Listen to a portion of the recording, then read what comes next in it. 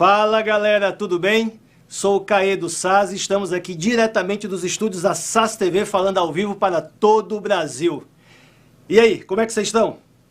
Nesse momento de pandemia, né, algumas coisas estão mudando aí na nossa rotina, mas espero que vocês estejam super empolgados para esse momento de hoje que vai ser muito legal, tá?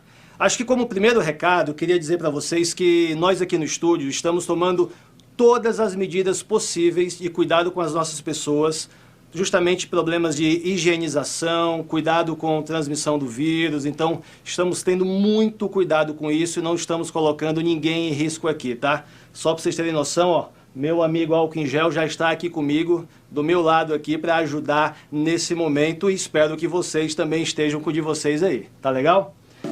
Gente, esse vai ser um momento bem interessante, então acho que é legal comentar com vocês que quem quiser postar foto, divulga isso aí, porque é um movimento muito legal, a gente quer atingir muitas pessoas. E lembre-se de marcar @SASEducação aí nas suas postagens e bora subir uma hashtag que é SAS ao vivo aí, vamos bombar essa hashtag e fazer muito barulho, porque vai ser um movimento muito legal de principalmente compartilhar conteúdo de qualidade, conteúdo de excelência para os nossos alunos do Brasil inteiro.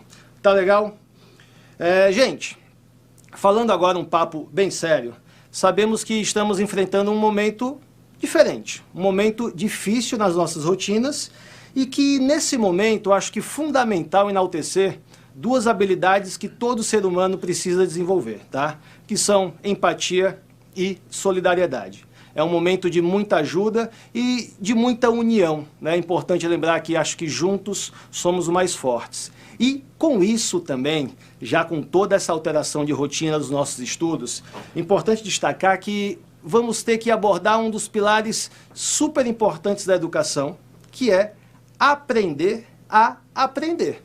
Gente, nós estamos num momento diferente. A rotina de videoaula, a rotina de aula ao vivo é uma rotina não tão comum e nem muita gente está familiarizada com esses aspectos. Por isso é importante que nós saibamos aí discutir melhores ferramentas, oportunidades para que nós consigamos aprender da melhor forma possível, tá? Acho que esse é um recado muito importante e a gente vai trabalhar isso muito aqui com vocês.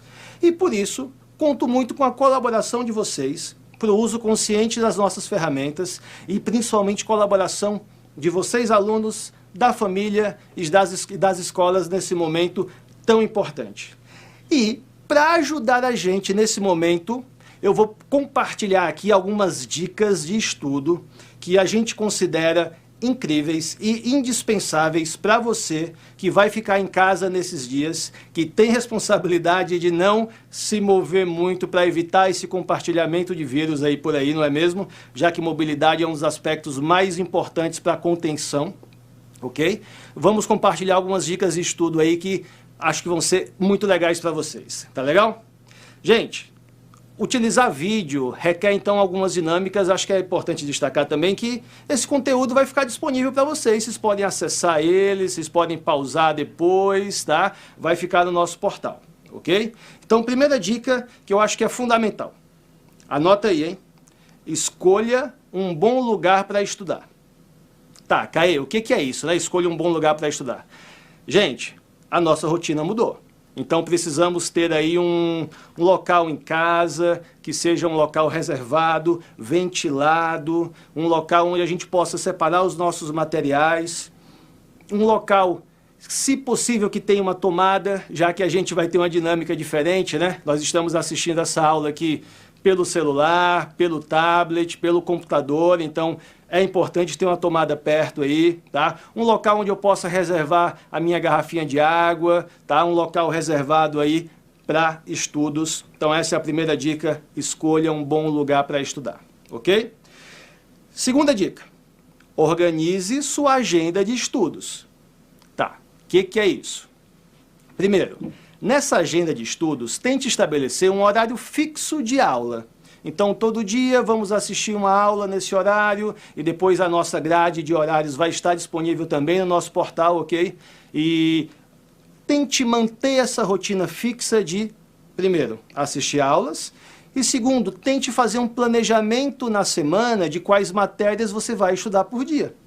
Por exemplo, Na segunda-feira eu posso estudar português e química. Na terça-feira posso estudar matemática e física, né? Para os alunos do ensino fundamental, ciências. Então, organiza os teus horários e tenta estabelecer uma rotina dentro desse teu planejamento. Tá legal? Essa é a segunda dica. Gente, terceira dica importante. Tome nota das aulas. Então, à medida que os professores forem falando, compartilhando o conhecimento, interagindo, anote aquilo que você tenha dúvidas, anote sacadas que você tenha durante a aula, anote relações que você faça com outras matérias, né? A biologia, por exemplo, tem super a ver com a química, a geografia tem muita coisa também com a biologia e com a história. Então, essas relações você pode ir anotando, tá? E essas notas você pode compartilhar depois com seus amigos, com seus professores, com seus pais. É muito interessante esse compartilhamento. Pô, mas como é que a gente pode fazer isso então? Uma ideia simples e prática é criar grupos de WhatsApp para estudos. E aí você pode, a partir desses grupos, compartilhar suas notas e suas anotações, inclusive se ajudar, né? Lembra que a gente falou no comecinho da nossa transmissão aqui sobre solidariedade e empatia? Se dentro do meu grupo de estudos alguém tem dúvida numa questão e eu sei fazer essa questão, por que não ajudar? Por que não compartilhar esse conhecimento? Tá? Esse é um momento de muita união para a gente, ok? Gente, quarta dica que eu acho que é fundamental. Evite distrações. Tá, o que isso quer dizer? Você vai estar estudando, por exemplo, em casa, né? E aí eu quero saber aí quem está comigo aí que costuma fazer isso. Eu, por exemplo, quando estou em casa, de vez em quando vou lá na cozinha, abro a geladeira, dou uma olhada, falo, não tem nada, fecho de novo, volto, né? Isso me distrai bastante. Outra coisa, meu cachorro, eu estou ali estudando, de repente o cachorro passa, dá 3 minutos eu estou rolando no sofá com o cachorro, ou então estou ali lendo um livro, o meu WhatsApp começa a apitar ali, eu já vou dar uma olhadinha, então cuidado com as distrações. Coloca as redes sociais desligadas, tá? Aliás, a gente pode até fazer um combinado aí, né? Vai assistir aula? Tira uma selfie, marca a gente lá, sobe a hashtag SAS ao vivo e desliga tudo e começa a estudar junto com a gente, tá? Essa é a quarta dica. E a última dica que eu queria passar para vocês, gente, é equilíbrio. Nesse momento, né, nós estamos passando por uma dificuldade aí, toda a sociedade, acho que mundial, né? E a gente precisa ter consciência dos nossos atos. E quando eu falo equilíbrio, eu falo muito em dosar momentos de estudo com momentos de descanso, com momentos de distração. Obviamente, a gente vai estudar nesses dias aí, né, nesses próximos dias aí sem aula presencial, mas com aula online, aula ao vivo, ok? E nesses momentos é importante assistir a aula, ter a sua agenda de estudos, lembra que foi aquela dica passada, porém também reservar tempo para descansar, reservar tempo para relaxar um pouquinho a cabeça, já que saúde também vai ser fundamental nesse momento de pandemia que nós estamos vivendo. Ok? Curtiram as dicas? Faz sentido? Legal. Gente, esses são alguns pontos aí importantes que eu queria trazer para vocês, tá?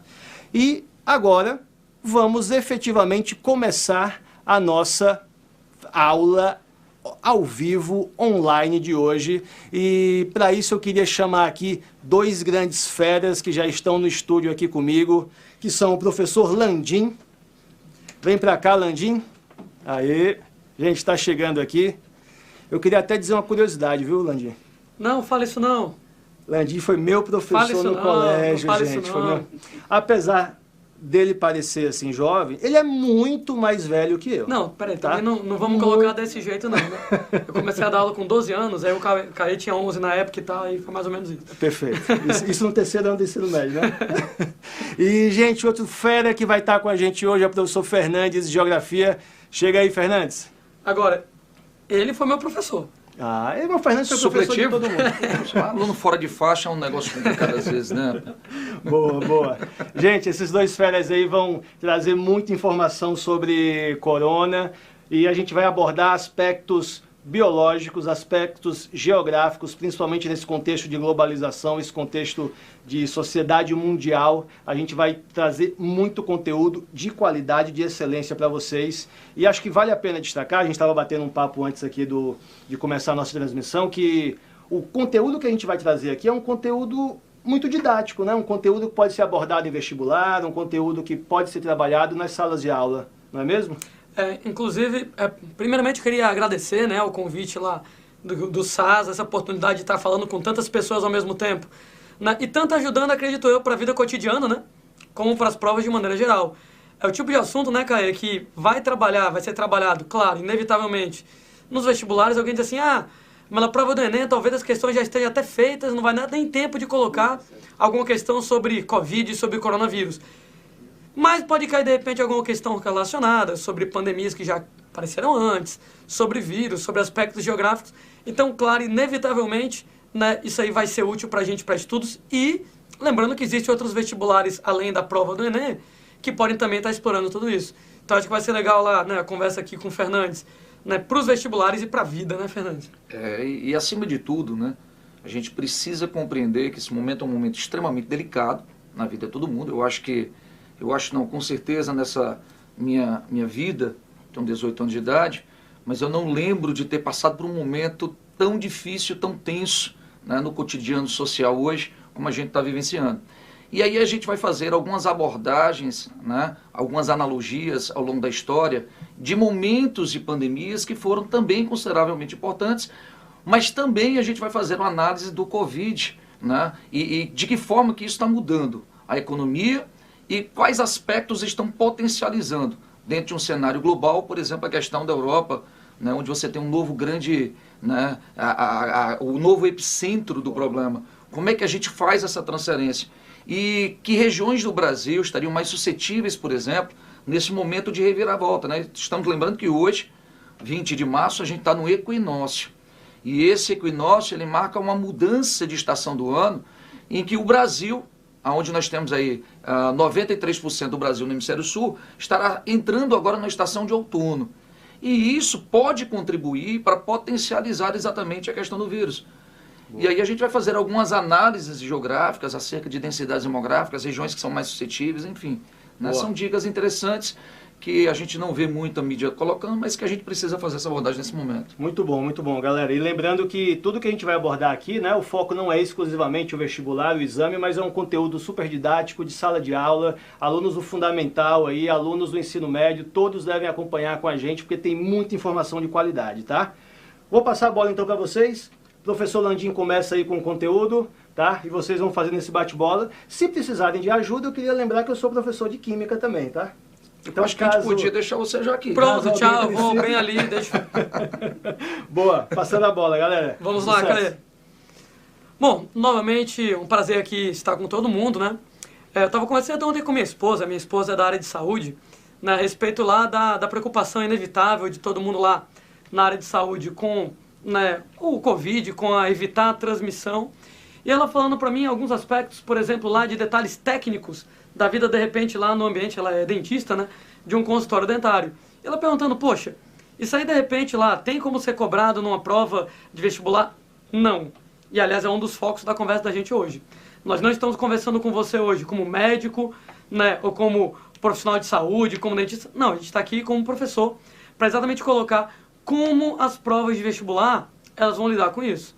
Então não adianta, por exemplo, você chegar e se preocupar em ler todos os detalhes possíveis sobre, de repente, lá o Covid, né, e o nome de cada proteína, e o que é que vai acontecer, a concentração de álcool em gel, né, necessária lá, né, para você chegar e lidar com cada superfície diferente, alumínio e plástico. Não, peraí, calma. Calma que as provas vão trabalhar desse jeito. Então a gente quer que você tenha uma noção em relação a isso. Tanto é que, com licença, Fernandes, a gente começa falando um pouquinho com vocês sobre exatamente a definição do que vai ser, né, uma doença parasitária em relação ao que seria a distribuição dela geograficamente falando. Né, pediu para o amigo da gente aí começar a colocar os slides para a gente. Né, a classificação lá de doenças que são parasitárias, né, em relação à epidemiologia. Epidemiologia é exatamente o estudo do comportamento das doenças na população. Eu posso colocar que a gente vai ter lá 3 classificações básicas em relação a doenças parasitárias. Você pega lá as doenças de casos esporádicos. Né? São doenças que, como o nome sugere, acontecem esporadicamente. É um caso aqui, um caso acolá, tuberculose, lepra, tétano, de vez em quando aparece alguém com uma doença dessas.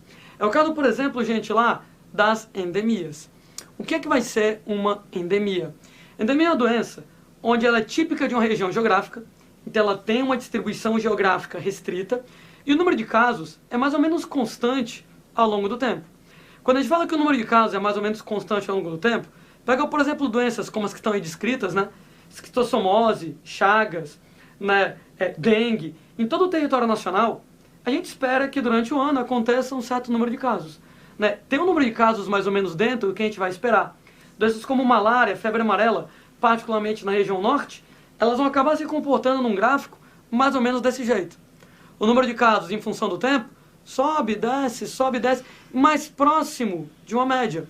É o tipo da doença, por exemplo, que vai aparecer numa determinada área, e a gente sabe, por exemplo, que vai acontecer um certo número de casos. Então são doenças endêmicas, doenças que a gente já está esperando que elas aconteçam.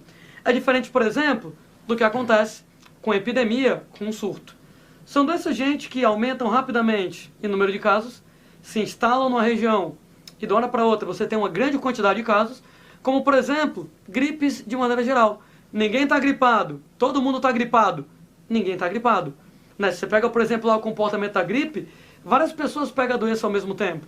Né? Várias epidemias, por exemplo, lá de ebola, né? Ninguém tem ebola, ebola se instala na região, muita gente tem ebola, muita gente morre e ninguém mais volta a falar em ebola. E aí, qualquer doença que aumenta rapidamente o número de casos pode ser colocada como uma epidemia, como um surto, e o gráfico vai ser mais ou menos desse jeito. Número de casos em função do tempo. Não tem ninguém, ou quase ninguém com a doença, de uma hora para outra. Um grande número de casos aparece, até que a epidemia, o surto, ele acaba sendo controlado. Sendo que surto e epidemia, o comportamento é muito semelhante. Entretanto, quando a gente usa o nome surto, está restrita a uma região. Quando a gente fala em epidemia, vai estar acontecendo em várias regiões. Então, o comportamento da doença é o mesmo. Surto, epidemia. Surto, ele tem uma distribuição geográfica mais localizada, enquanto que a epidemia vai se alastrar por várias regiões. E aí que a gente fala em pandemia. Quando a gente fala numa pandemia, ela é uma epidemia de caráter global. Ela é uma epidemia que ela vai acabar se alastrando por várias regiões do planeta, ou seja, por vários continentes, né? Daí a gente fala em pandemia. Ao longo da história lá da humanidade, né, dos livros de história, várias pandemias que aconteceram lá, que a gente lembra, né? Peste negra lá no século XIV, gripe espanhola lá, né, no comecinho do século XX. A AIDS é considerada uma pandemia, né? Se você vai lá e pensa, comportamento da AIDS. Em 1980 não tinha AIDS. A AIDS surge na década de 80, está subindo até hoje. O que é que vai acontecer com a AIDS no futuro? Não sei. Ou ela cai, ou todo mundo morre de AIDS. Mas um dia a epidemia de AIDS vai acabar. Como ela é uma epidemia de caráter global, ela é uma pandemia. E claro, inevitavelmente, a gente conversa sobre Covid-19, exatamente causada pelo coronavírus. Para conversar um pouquinho mais a respeito lá de pandemias, né, professor Fernandes, ele quer conversar um pouquinho com vocês. Deixa eu ver se eu entendi aqui, Orlando. Vou me colocar como um aluno. Surto é algo mais localizado, por exemplo, um determinado bairro da cidade de Fortaleza ou de São Paulo, em que a gente tem um surto de dengue, um crescimento rápido daquela doença. Pronto. A partir do momento que ela se expande por todos os bairros, eu diria que aquele município está numa epidemia. Posso colocar desse jeito. Pronto. E quando eu transmito isso, ou quando eu tenho uma transferência desse processo, além das minhas fronteiras nacionais, onde se atinge países de todos os continentes. Ou pelo menos de uma boa parte deles, eu posso colocar como uma pandemia. Uma pandemia. Como uma pandemia. Então, por exemplo, fala lá em coronavírus, em Covid, começa como um surto em Wuhan, na China, e aí de repente vai começando a se alastrar, e agora nós estamos diante de uma pandemia lá do Covid-19. Ok. Mussad, e quando a gente fala nesse processo de avanço dessas grandes epidemias, a gente vai voltar e vai bater um papo agora com vocês acerca exatamente da história, né? O professor Landim falou agora há pouco sobre a peste negra. Eu vou trabalhar 3 grandes eventos para a gente que foram extremamente marcantes. E aí é onde a gente precisa estar ligado na prova de vestibulares e para que a gente tenha, né, um conhecimento mais vasto sobre o assunto. A primeira que o Landim falou, a peste negra ou peste bubônica, cujas raízes remontam à China. Uma coisa que é bem interessante para a gente discutir sempre, né, é que quando a gente discute essas questões de epidemias, de epidemias, a gente tem a China como um grande centro, né, de difusão desses grandes momentos. Por que a China? Bom, eu vou citar alguns fatores básicos que colocam a China como um grande centro de difusão dessas doenças historicamente. Tá? A primeira delas, a peste negra, ou peste bubônica, cujos graus remontam à China, tem muita ligação com a antiga Rota da Seda, as ligações comerciais entre a Europa e China, por onde exatamente diante dessas rotas a gente viu chegar, né, na Europa os ratos pretos, que através de suas pulgas, né, transmitiam exatamente a doença, a peste. Né? É interessante a gente destacar que a gente está vivenciando a chamada Baixa Idade Média no século XIV, né, onde nós tínhamos aí grandes eventos, dentre os grandes eventos, a Grande Fome Europeia, né, a Grande Fome Europeia, 1317 aproximadamente. Depois da Grande Fome Europeia, nós começamos a perceber uma maior vulnerabilidade da sociedade. É interessante se dizer, e Landim, professor de Biologia, está aqui para bater o papo com a gente, né, Landim? Quando a gente tem, por exemplo, uma população subnutrida, desnutrida, você afeta diretamente a questão exatamente da resistência dela a determinadas doenças. O que acontece, gente, é que anticorpos, eles são proteínas. Então, os anticorpos, todo mundo lembra, são proteínas de defesa. Quando você, por exemplo, vai lá e toma uma vacina, o objetivo é exatamente estimular a produção desses anticorpos, mas para você poder produzir um anticorpo, você tem que comer proteína previamente. Então, você tem que ter proteína como fonte de aminoácidos para fabricar novas proteínas como os anticorpos. E o resultado, que inevitavelmente fome, vai acabar levando a uma imunidade baixa. Tanto é que tem várias doenças, às vezes se fala em doenças sociais, tipicamente relacionadas à subnutrição, relacionadas à pobreza, que se aproveitam da imunidade baixa para poder acontecer. Né? Uma delas, né, tuberculose, por exemplo, lá. Né? Tuberculose é uma doença bacteriana, né, que ela exatamente normalmente vai afetar pessoas que estão com problemas de nutrição. Por quê? Se o cara não come proteína, ele não fabrica anticorpos. E eu aproveitei só o link para poder aproveitar a lembrança aqui de que peste bubônica também é uma doença bacteriana. E como tal, né, ela vai acabar também se aproveitando de imunidade baixa, como o Fernandes está falando a respeito do episódio da Grande Fome.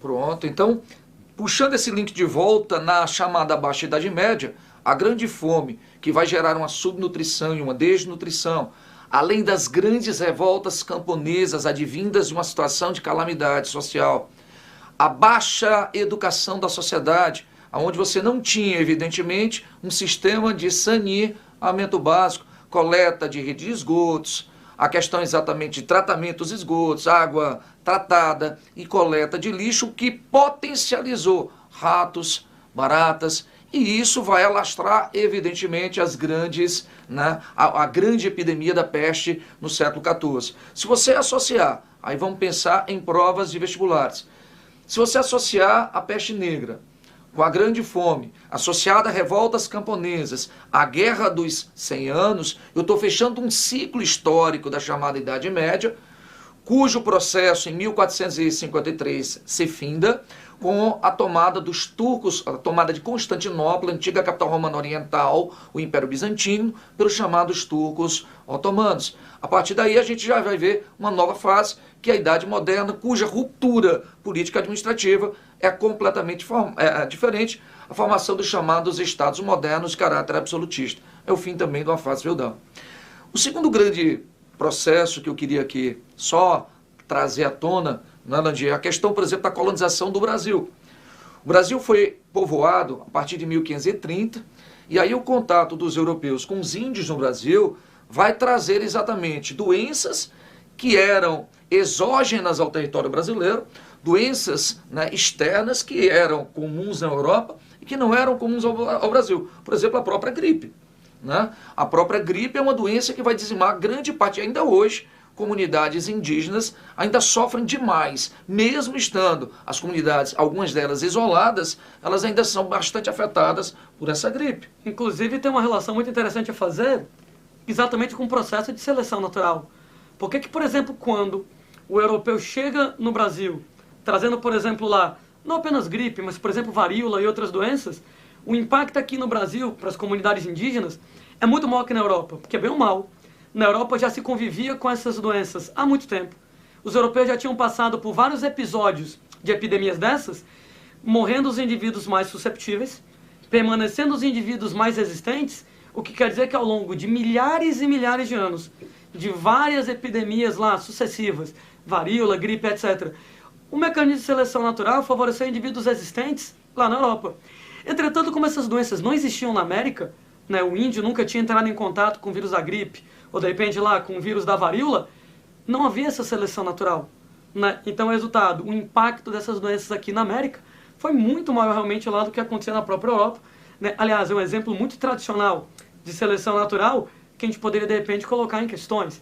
Né? O europeu, naturalmente mais resistente, porque, por assim dizer, o couro mais grosso, mais calejado, já tinha sofrido várias vezes com isso. E, infelizmente, a eliminação dos indivíduos mais susceptíveis permanece somente dos indivíduos mais resistentes. Né? Até hoje, como o Fernandes falou, né, comunidades indígenas isoladas, de vez em quando tem lá malária, você vê, malária vai lá e dizima, infelizmente, uma tribo dessas. Não há resistência previamente contra essas doenças. A própria malária também não é de origem da América, não. Malária, ela é de origem africana e foi trazida também para o Brasil na época lá da colônia. E acabou se alastrando e se dando super de bem por aqui. Malária, febre amarela, esquistossomose, todas as doenças que vieram de fora, né, e acabaram encontrando um clima semelhante ao clima lá da África em algumas áreas e acabaram se consolidando por aqui. E isso tem uma relação direta com o modelo agrário exportador montado no Brasil, cuja mão de obra era exatamente quem? A africana, aonde nós iremos trazer, por exemplo, durante o grande ciclo do açúcar, 1530 a 1670, né, e durante o ciclo da mineração de 1702 até o ápice dele em 1789, uma grande quantidade de negros africanos, particularmente subsaarianos. Aí onde o Landim fala a questão da tropicalidade das semelhanças climáticas com o Brasil. E aí, Landim, uma segunda grande epidemia é exatamente a questão da varíola. Puxa só para o slide, por gentileza. A varíola, ela teve um ápice no Brasil, final do século XIX, início do século XX, né? A vacina da varíola, acho que em 1980, não é isso, Landim? Não, a vacina da varíola, na verdade, foi a primeira vacina foi desenvolvida. Foi lá atrás ainda. Foi de 1798. Desculpa, a erradicação da varíola. A erradicação, desde os anos 1970, não vou te dizer com precisão, não tem nenhum caso de varíola no mundo. Pronto. Na erradicação. A varíola, ela vai dizimar em torno de 300 milhões de pessoas aproximadamente. Olha o índice que a gente está colocando para vocês ao longo de sua história. Lembrar que a chamada peste negra ou peste bubônica teria dizimado 1/3 da população europeia. E aí a gente vai ver por que essa Idade Média ela foi tão conturbada e por que se fragilizou tantas estruturas sociais. Aqui no Brasil, a varíola ela foi responsável por um dos grandes episódios da história, não só ela, né, mas também a questão da peste negra no final do século XIX. Muitos navios ancoravam no Porto de Santos, a questão da economia brasileira. E aí a gente vai lembrar o seguinte: Rio de Janeiro, final do século XIX, centro social, político e econômico do Brasil, um centro cosmopolita, um centro de intenso fluxo, né, de pessoas, né, onde nós tivemos ali um crescimento da população brasileira num ritmo já mais rápido, no Rio de Janeiro em particular, advindo principalmente dos fluxos migratórios de escravos libertos pós-guerra do Paraguai, bem como estrangeiros atraídos exatamente pelo financiamento de passagens. Quero lembrar aos senhores que por volta de 1850, com a chamada Lei Eusébio de Queiroz no Brasil, nós abolimos o tráfico de negros e o Estado passaria a facilitar a vinda de imigrantes ao Brasil com financiamento de passagens, onde esses iriam trabalhar na colheita do café. E, consequentemente, doenças mais europeias entrariam no Brasil, pegando um país, né, um país onde o Rio de Janeiro era uma cidade, embora a capital fosse hipertrofiada, uma cidade inchada sem saneamento básico, uma cidade em que a calamidade era muito generalizada, particularmente nas áreas centrais, onde o Luiz, Aloysio de Azevedo genialmente escreve sobre os cortiços do centro do Rio de Janeiro. Era um momento difícil, de hipertrofia, de inchaço, aonde as péssimas condições de vida sanitárias, em particular, proliferavam doenças, em particular a varíola no Brasil. E ali, né, durante o governo de Rodrigues Alves, nós tivemos aí a tentativa exatamente de erradicação dessa varíola a partir, primeiramente, de uma limpeza no centro urbano, feito inclusive pelo prefeito Pereira Passos, né? Pereira Passos juntamente com Oswaldo Cruz, o sanitarista Oswaldo Cruz, que vai fazer todo um processo de reforma sanitária, bem como, e aí a polêmica, né, lei da vacinação obrigatória, em 1904, ela vai deflagrar em virtude, e aí é comum isso, né, Landim? A gente ter algo que é novo e que gera através de uma má informação passada para a sociedade, e um índice de analfabetismo que chegava a 80% da sociedade no Brasil naquela ocasião. Então, pessoas muito mal informadas, sem sistemas de prevenção, sem uma educação de qualidade. Ao mesmo tempo, não havia naquela época rádios, não havia uma TV, não havia redes sociais. Então, havia uma certa dificuldade em se difundir, né, a questão da vacina. E aí vem a revolta da sociedade, né, que não quer receber a vacina. Algo semelhante ao que nós vimos agora há pouco. Em relação à varíola particularmente, né? Estava comentando que a primeira vacina foi contra a varíola. Então, um caso interessante, existem duas versões da varíola. Ela é doença viral, tem a varíola humana e tem a varíola de vaca. A varíola de vaca, bovina, também é chamada de vacínia de vaca. O cara que inventou a vacina contra a varíola, e um dos motivos pelo qual o pessoal tinha tanto medo da vacina, a ideia era, você pegava uma vaca doente, né, a varíola ela causa pústulas, né, vesículas onde se acumula pus, e o cara pegava lá na vaca, né, furava a bolhazinha com pus, coletava o pus e furava uma pessoa saudável. A pessoa saudável pegava varíola bovina, que era muito mais leve que a varíola humana. Né? Varíola bovina muito mais tranquilo, o cara se recuperava e não pegava mais a varíola humana. Daí veio o nome vacina. Vacina vem exatamente de vaca, porque a primeira vacina desenvolvida foi contra a varíola bovina, né? Então você lá coletava o pus, aplicava na pessoa para ela pegar a varíola bovina, bem mais tranquilo em humanos, e ficava imune contra a varíola humana, que era mais séria.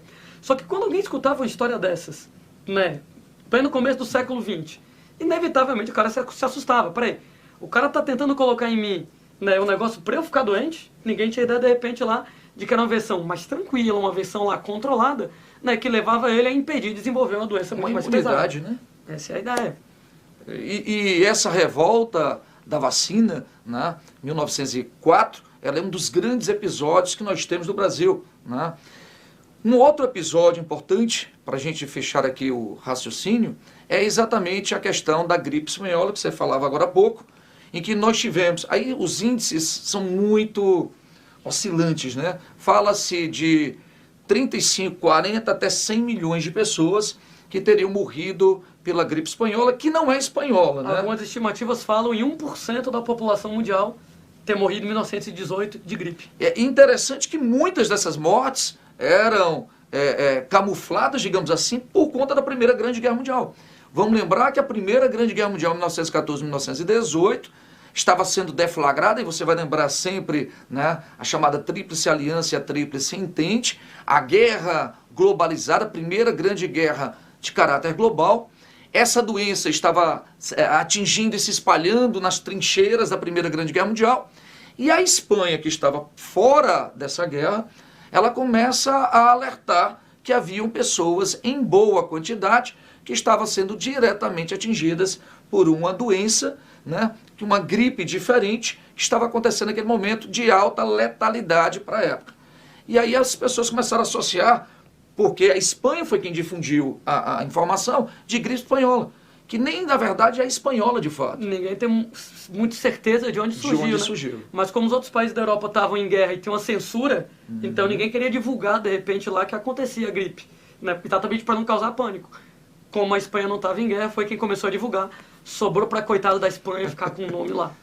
Inclusive, a Organização Mundial de Saúde pede, numa recomendação recente, de que se não utilize mais, em nome de grandes epidemias e pandemias, nomes de lugares, estados, ou mesmo animais, para que a gente não tenha, como por exemplo, lá na gripe aviária, né, na Coreia se exterminou grande quantidade de aves, enfim. Né?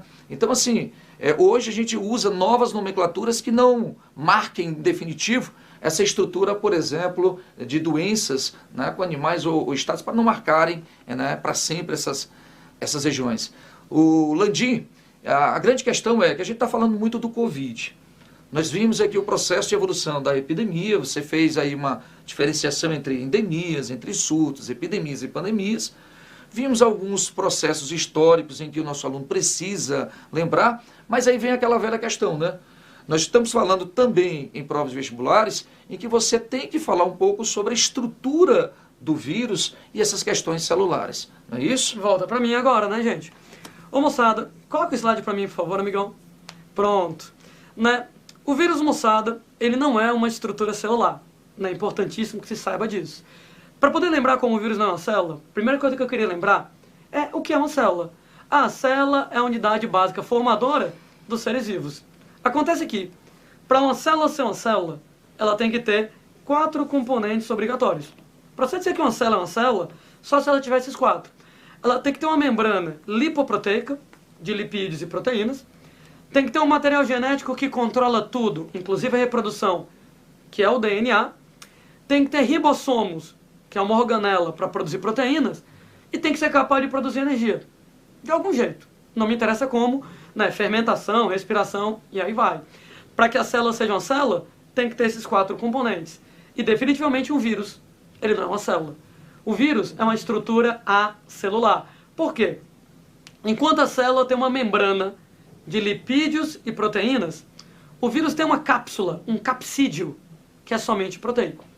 Enquanto a célula tem um material genético, que ele é DNA, o vírus pode ter material genético de DNA ou de RNA. Rarissimamente ele tem os dois. Normalmente ou é um ou é o outro. E enquanto uma célula tem ribossomos para produzir proteínas e apresenta a capacidade de produzir energia, que juntos a gente chama de metabolismo, o conjunto de reações químicas dentro de um ser vivo, o vírus nem uma coisa nem outra. Vírus não tem ribossomo, não produz proteína, vírus não produz energia, vírus não tem metabolismo. E é por isso que eu vou dizer que ele é uma criatura celular. Alguns vírus, além do capsídio, têm uma estrutura chamada de envelope. Esses vírus são chamados de vírus envelopados. No vírus envelopado, não são todos. Por fora do capsídio proteico, tem um envelope lipoproteico, aliás, igual à nossa membrana celular, a base lá de lipídios e proteínas. Inclusive, a gente coloca lá que o vírus não tem metabolismo próprio, né? Ele depende de uma célula para se reproduzir, ele vai ser um parasita intracelular obrigatório, e a grande dúvida a respeito do vírus é se ele é ou não uma forma de vida. Né? Então, até bacana, eu que trabalho com biologia, né? Lendo esses últimos dias lá, textos de jornal, de revista, né?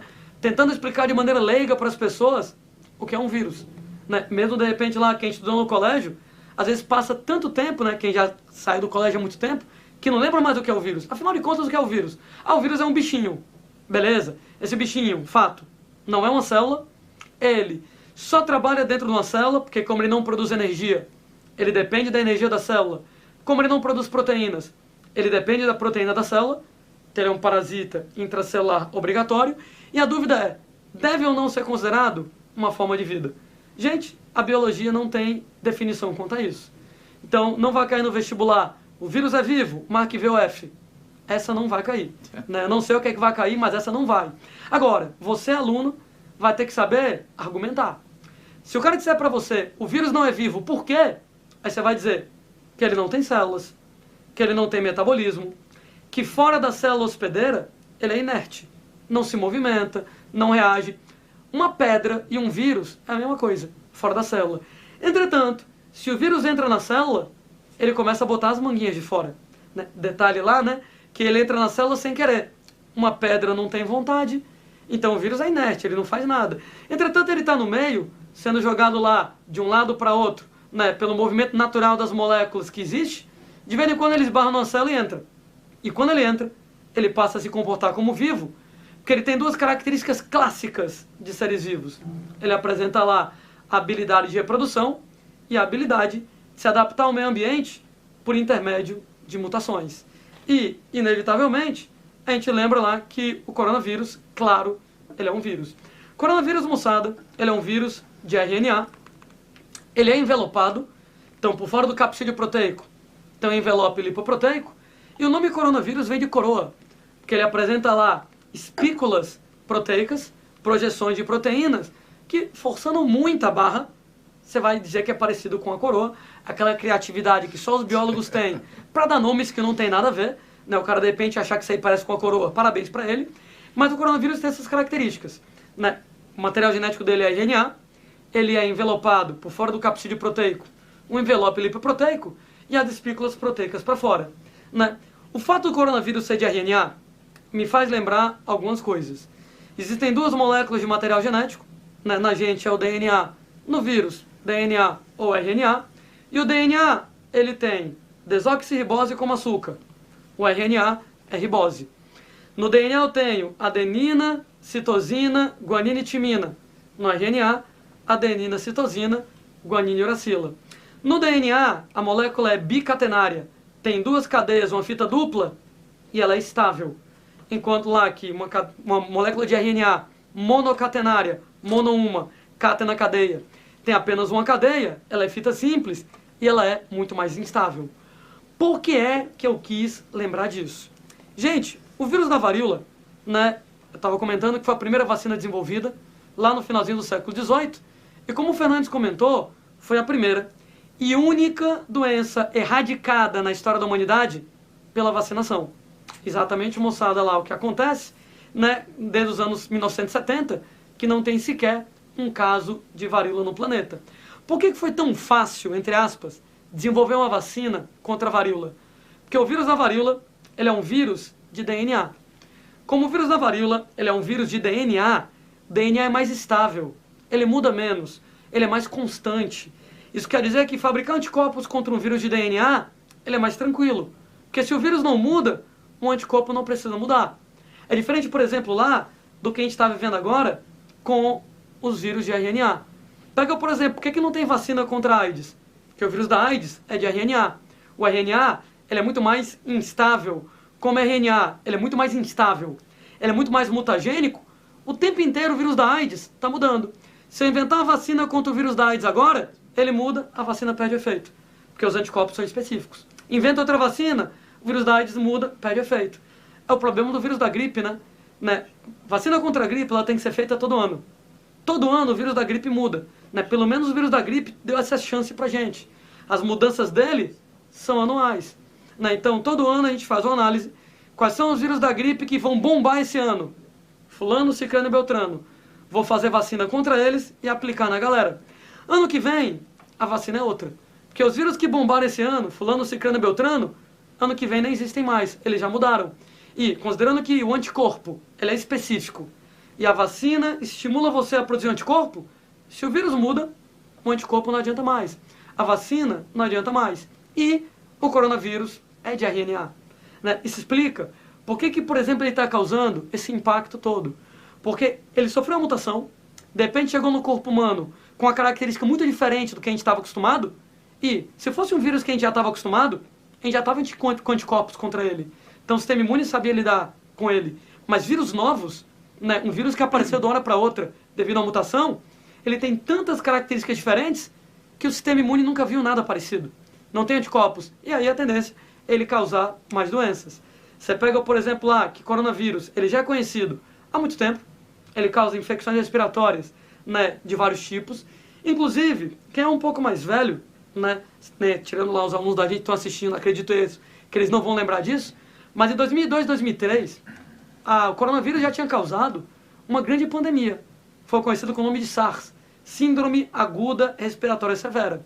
Não foi tão violenta quanto a que está acontecendo agora, mas, como eu falei que é um pouco mais velho, talvez lembre que a gente se assustou um bocadinho entre 2002 e 2003, e muito semelhante ao que acontece agora, ela surge na China, né, dela foi apelidada de pneumonia asiática, né, se alastra de repente lá por várias regiões. 2004 já não tinha mais nenhum caso de pneumonia asiática de SARS, né, o que nesse caso acabou sendo um alento pra gente, né, torcer de repente lá para a Covid-19, né, que é causada lá pelo coronavírus, né, que surgiu agora no passado, ela tem características semelhantes. Inclusive a epidemia de SARS, lá em 2002, 2003, ela começou na China, com as pessoas comendo um mamífero silvestre, né, os hábitos alimentares da China podem parecer meio estranhos lá pra gente, mas cá entre nós, né, pessoal aqui particularmente do Nordeste, né, quem come buchada, sarrabulho, Né? Falar mal porque o cara come morcego, ei, não tem o direito de falar nada. Né? Que a nossa comida aqui para eles também deve ser meio estranha às vezes. Mas os chineses lá, eles têm realmente um hábito alimentar, né, meio estranho lá, talvez seja o nosso, né? Eles comendo determinados mamíferos silvestres. Em 2002, coronavírus circula naturalmente entre esses caras, coronavírus vai lá e entra e suja a SARS. Né? Tanto é que para a Covid-19 ter aparecido agora, estão investigando várias possibilidades do hospedeiro animal ter passado para a gente até hoje. Né? Até agora, um dos principais, né, suspeitos ainda é o morcego. Aquela história lá, né, dos chineses comerem sopa de morcego não é definitiva, existem outras hipóteses envolvidas, mas ainda é, né, a hipótese talvez lá, né, principal. A gente até esqueceu, né, disso aí agora, porque cá entre nós não interessa mais de onde ela veio. Fato é, ela já está bombando aí pra gente.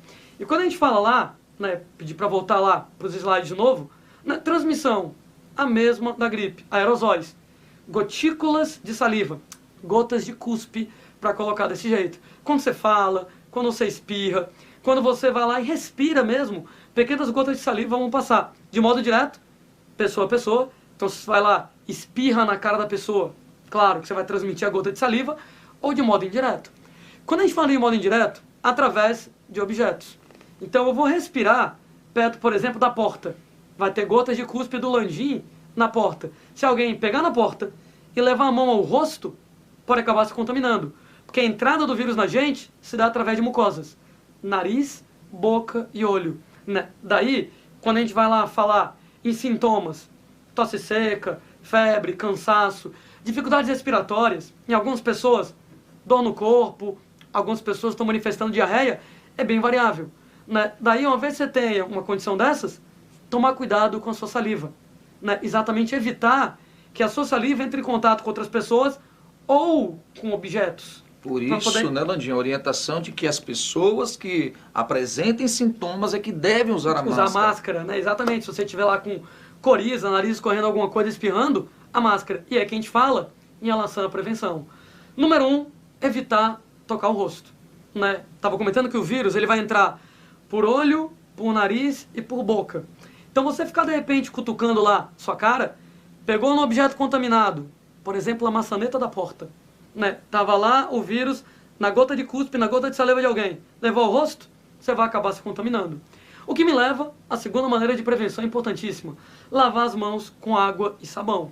Gente, água e sabão, por que água e sabão? Porque o coronavírus, ele é um vírus envelopado. Então ele tem um capsídeo proteico e por fora do capsídeo proteico tem um envelope lipoproteico. Tem um capsídeo só de proteínas e um envelope por fora de lipídios e proteínas.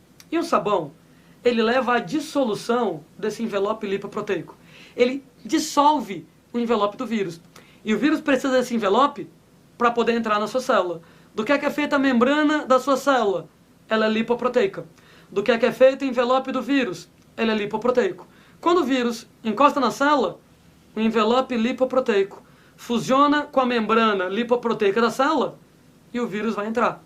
Se você vai lá e lava com água e sabão, nessa brincadeira, você dissolve o envelope lipoproteico, não tem mais como o vírus interagir com a membrana lipoproteica da célula, não tem mais como o vírus entrar.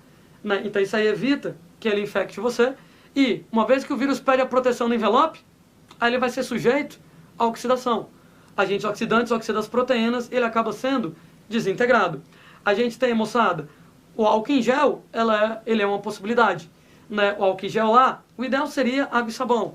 Mas claro que a gente sabe que você não tem como andar no meio da rua às vezes, né, e levar lá água e sabão para lavar. E o álcool em gel, ele é uma alternativa. Interessante, Landim, que a gente está vivenciando um momento que há uma loucura, uma procura em massa pelo álcool em gel, quando na verdade a mais eficiente ferramenta é aquele detergentezinho que você tem dentro da sua casa, claro. Você pode lavar suas mãos. A água e sabão é muito mais interessante. O álcool em gel ele deveria ser utilizado exatamente para quando você não está no seu ambiente de casa, de repente você teve que sair de casa para fazer alguma coisa, né? De repente lá, tocou em alguma coisa, álcool em gel. Né? Chegou em casa, água e sabão novamente, para continuar lá, né, evitando a doença. E moçada, claro, isolamento social, volta lá para o slide, por favor, inevitavelmente isolamento social, para poder evitar que a doença ela se alastre. Né? E aí, a respeito disso, eu acho que o Fernandes, ele conversa lá um pouquinho mais com vocês a respeito desse assunto. Bora lá, Caê. O Caê quer dar uma palavrinha aqui? Eu queria, porque eu lembrei, até falar um pouquinho, né? A gente já está com algum tempo de aula aí para a galera levantar um pouquinho da cadeira, né? Dar uma espreguiçada. Lavar a mão um pouco com álcool gel para poder chegar e ativar a circulação. Perfeito, dá uma espreguiçada aí para poder manter essa energia massa, porque o conteúdo tá incrível, galera. Eu tô aprendendo um monte de coisa aqui. E aí eu lembrei de um negócio, vocês estavam falando aqui, tava rolando esses dias um vídeo, acho que alguém explicando para as crianças por que é importante lavar a mão com água e sabão. A gente colocava tempero na água, assim, acho que a criança colocava... Meu filho tentou fazer essa experiência, não deu certo. Não deu certo. Ele ficou frustradíssimo com isso. Acho que colocamos pouco sabão para ele. Põe sabão no dedo do menino agora. E aí, eu acho que tem tudo a ver com o que a gente estava falando. Acho que muita gente que está assistindo a gente agora aí deve ter visto já esse vídeo, né, do coloca um pote saindo. com água e orégano. Isso. E o outro pote com sabão, né? O sabão ele vai lá, afasta, né? Isso, mas eu acho que isso acaba gerando até uma fake news aí que é importante a gente discutir, Landinho, porque tinha tudo a ver com o que você estava falando agora, né? Nesse vídeo se fala muito que o sabão repele o vírus, né? E isso não existe. E isso não existe, tá, gente? Senão a gente vai passar sabão no corpo todo, sair por aí ensaboado e tá completamente protegido. Acho que não é essa a ideia, né, galera? Então, você explicou muito bem aí a ideia, né? O sabão ele vai dissolver essa camada lipoproteica, né? Olha o professor de química aqui, né? O sabão tem a parte apolar, ele dissolve essa camada lipoproteica do vírus, desorganiza aquilo que ele tem lá e acaba causando a morte do bichinho aí. É isso mesmo? Não? É exatamente essa a ideia. Boa. Né? E aí depois ele pode se oxidar. Tem outros agentes também que podem ser usados no controle. Né? Eu estava comentando lá que minha esposa é profissional da área de saúde. Recomendação para ela lá, por exemplo, para lidar com os pacientes, né, é água oxigenada. Né, água oxigenada. Agora, o princípio já seria diferente, né? Sim. A água oxigenada vai oxidar os componentes do envelope, da proteína, e o vírus é destruído completamente. Né? Então, estava comentando, né, minha esposa lá é dentista, e nessa brincadeira, né, consultórios não são recomendados lá apenas em casos de emergência. Então, ela fechou lá o consultório, caso de emergência. E se ela tiver que atender algum paciente, né, a recomendação lá do Conselho Federal, Conselho Regional, é exatamente pedir para o paciente bochechar antes a água oxigenada com esse objetivo. Né, a água oxigenada libera oxigênio ativo, perfeito, acaba oxidando, matando todo mundo lá na jogada. Agora, claro, para o dia a dia não é muito prático, né? Sabão, então automaticamente lá boa, o álcool em gel, né? Boa, boa. Legal e saber que água e sabão é tão eficiente, né? Pô, demais. Porque rola essa correria aí. É o principal, e as pessoas estão hiperinflacionando aí o mercado com essa questão do álcool gel, né? Quando, na verdade, dentro da nossa casa, de forma até bem mais barata, a gente tem um fator muito mais eficiente de combate ao corona. Controle. Boa. Eu vi até um rapaz que comprou aí um monte de álcool em gel para estocar, para querer vender depois. Acho que ele se deu mal, né? Se deu mal pra caramba. Boa, boa. Galera, então eu vim aqui só para tentar dar essa contribuição, falar pra galera aí dar uma espreguiçada, porque tem mais um pouquinho de conteúdo pra gente aí. É isso mesmo? Estamos já terminando. É isso aí. Estamos chegando lá. Chegamos na metade. Fala demais. Boa, boa. Show de bola. Galera, tá incrível. Continue aí. Eu calado aqui, eu falo demais. Impressionante. Eu sempre lavo a culpa. Você tá sempre errado. Valeu, valeu, valeu. Continua lá, galera. Caê. Bom, galera, a gente vai pegar agora uma matéria bem mais o aspecto geográfico da coisa, né? Então, como o Landim falou, nós tivemos aí o corona, ele tem na região chinesa, uma província chinesa, 1.100, 1.150 quilômetros ao sul de Pequim, a sua origem num mercado lá, né, muito comum, muito tradicional na China, onde se vende muito pescado, né? E a grande questão é, por que aquele local da China, né, ela é tão propícia, e por que o corona ele teria no dia 30 de dezembro, né, sido difundido, embora a gente saiba que isso já deveria ter um pouquinho antes, ninguém teria observado, né, a proliferação, não teriam dado atenção devida ao processo, e quando foram descobrir já era no final de dezembro. Primeiro detalhe é o fator cultural, o Landim falou muito bem sobre a questão dos chineses terem essa cultura de consumir carne, principalmente de caça, né? De animais silvestres. Por que isso? Bom, a China tem uma população hoje, Landim, de 1,4 bilhão de pessoas e sempre teve uma população, comparavelmente a outras regiões, bem numerosa. E a gente sabe que várias partes do território chinês, ao norte e ao oeste, eles são inóspitos ao desenvolvimento, por exemplo, de uma agricultura. São terrenos de desertos, são regiões montanhosas. Então, a questão da fome, a questão da alimentação na China sempre foi escasseada, historicamente falando.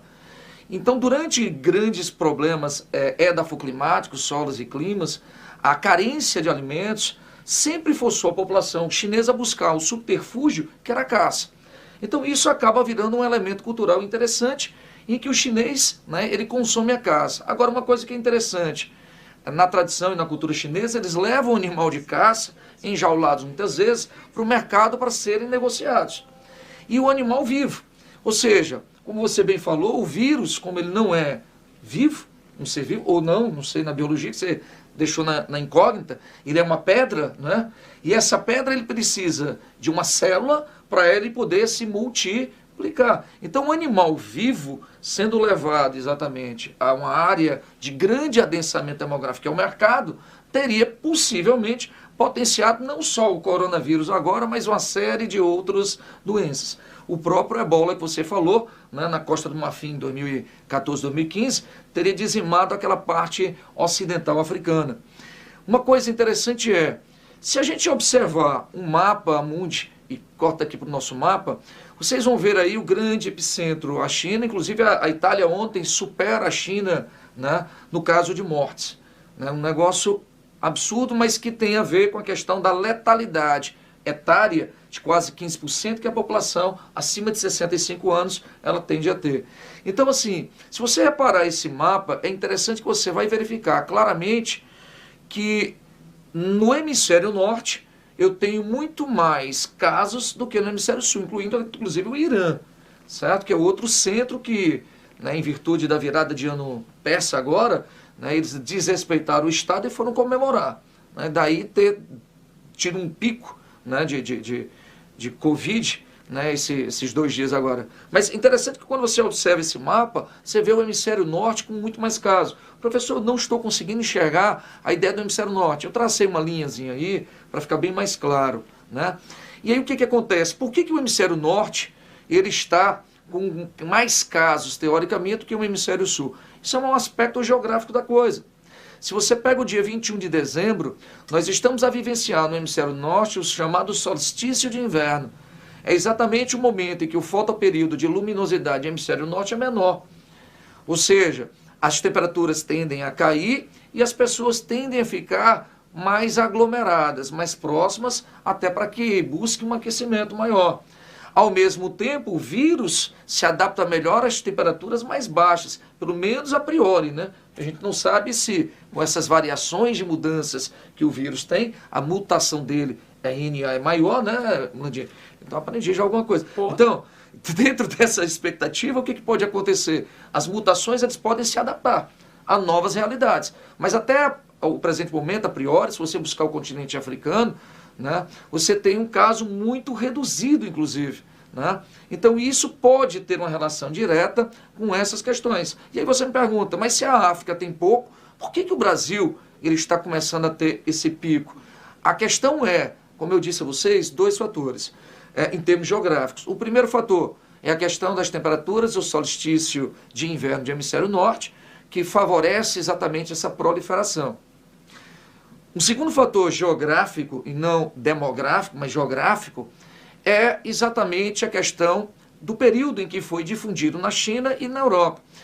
Evidentemente, eu estou falando das férias de dezembro e janeiro, em virtude do aspecto da globalização, pós-1970, o amplo desenvolvimento dos meios de comunicação, dos meios de transporte, reduzindo as distâncias e fazendo com que a sociedade se torne mais fluida, no sentido exatamente migratório, né, faz com que esse vai e vem de pessoas se intensifique. E aí a gente começa a entender um pouco a questão da Itália. A Itália é um dos grandes centros do turismo mundial. E a Itália é hoje o epicentro da grande pandemia que é o Covid. Inclusive, com o crescimento econômico da China, o movimento de turistas chineses no mundo inteiro aumentou demais. Né? Então, né, se você pega estatísticas de turistas chineses, 20 anos atrás não tinha tanto, mas com o crescimento econômico ultimamente aumentou demais chineses em todos os lugares do mundo, né? Perfeitamente. E vice-versa, né? O processo, você tocou bem na questão da economia chinesa, Em 79, quando Deng Xiaoping faz o processo de abertura da economia da China, nós temos hoje uma China que é socialista de mercado. Ela é socialista no aspecto político, onde nós temos um processo autocrata, né, de partido único, o Partido Comunista Chinês, mas é onde eu tenho uma, entre aspas, eu gosto sempre de dizer isso, Landim, a gente trabalha muito a glasnost, a perestroika de Mikhail Gorbachev, e aí eu digo sempre o seguinte, Gorbachev ele fez a perestroika, a abertura econômica, e uma glasnost, uma transparência política.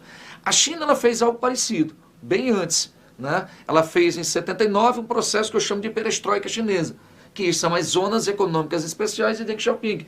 Então a própria abertura econômica da China, que se permite abrir mais a fronteira para visitações e investimentos internacionais, é um fator interessante de troca de pessoas entrando e saindo também no país. Ao mesmo tempo, então, que o turismo potencializou tudo isso. Então o turismo associado, então essa é a época do ano, dezembro, janeiro, potencializado pelo frio de hemisfério norte, pode ter sido um dos grandes vetores, um dos grandes fatores, digamos assim, de proliferação desse Covid-19. Uma questão interessante é, professor, então o Brasil ele pode ficar extremamente tranquilo nesse momento. Por quê? Porque o Brasil é um país tropical, como diria o grande Jorge Benjor, né? 92% do Brasil situa-se entre o trópico de Câncer e Capricórnio, um país de temperaturas médias de 25, 26 graus, então o Brasil como um todo está protegido. Será? Aí tem dois problemas, né? Primeiro, a questão da mutação, né, do vírus, que até agora não está muito claro esse processo de adaptação, e a mudança de estação que a gente falou no começo do programa. Estamos no dia 20 de março de 2020, onde nós temos uma mudança de estação de equinócios.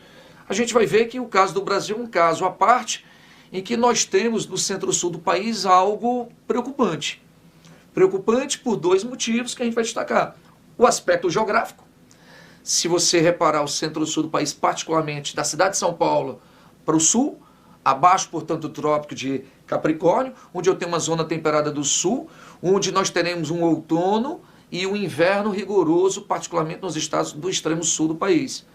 No momento em que, teoricamente, nós teremos o pico, né, do nosso problema do Covid. Mais ou menos aqui um mês e meio, eu estou em pleno outono, principalmente esse centro-sul do país.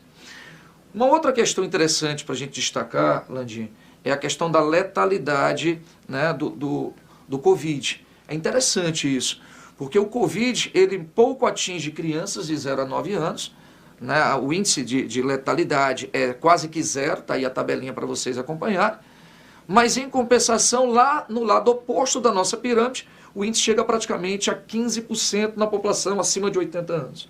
Né? Isso tem a ver com a questão da imunidade, né?